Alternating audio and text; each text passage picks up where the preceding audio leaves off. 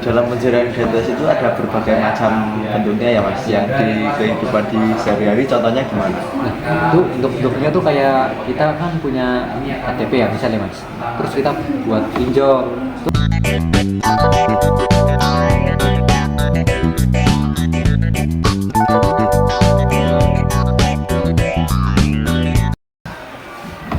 Assalamualaikum warahmatullahi wabarakatuh. Selamat siang, hadir kembali di podcast Ngawur. Saya sebagai host Adrian Fajar Saputra dan kita kedatangan tamu dari jauh. Ya, saya sendiri Bagus Nugroho, saya berasal dari Wonosobo. Saya jauh-jauh datang ke sini menemui Andrian sendiri untuk mengikuti podcast pada hari ini. Di sini kita akan membahas tentang identitas di bidang TIK Ya, atau informatika. Menurut masnya itu di dalam informatika itu identitas itu gimana sih mas? kalau menurut saya sendiri, pengertian identitas adalah suatu ciri-ciri atau tanda-tanda yang melekat pada seseorang individu yang menjadi ciri khasnya atau jati diri orang itu sendiri. Tentu saja di dalam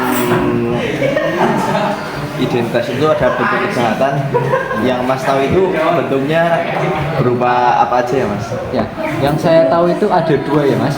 Satu, pencurian identitas atau phishing. Yang kedua adalah pemalsuan identitas. Misalnya pencurian identitas itu gimana? Nah, pencurian identitas itu sendiri merupakan pencurian data penting dari kita mas. Jadi misal kita itu punya data kayak alamat rumah, punya KTP itu dicuri sama orang. Oh, yang kasus yang baru-baru ini kejadian ya mas, yang hacker-hacker yang ini. Oh, Mas? yang Biorka itu ya mas. Ya, itu salah satunya itu kejahatan terhadap pencurian identitas. Yang itu berarti melanggar hukum ya mas? Ya pasti mas. Oh iya. Itu bisa kena pidana itu mas.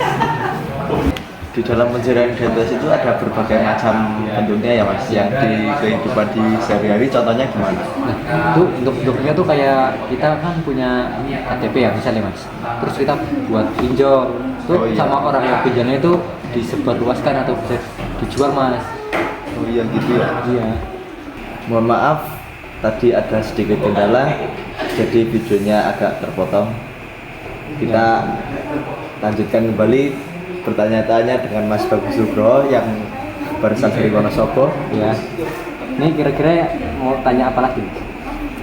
Kita lanjut ke materi selanjutnya tentang pemalsuan dan pelanggaran identitas. Nah, ya. Contoh pemalsuan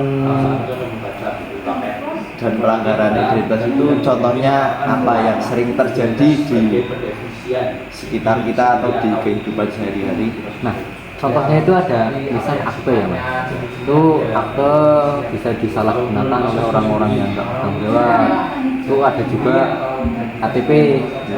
KTP kan bisa dibuat pinjol. Terus pinjol dulu.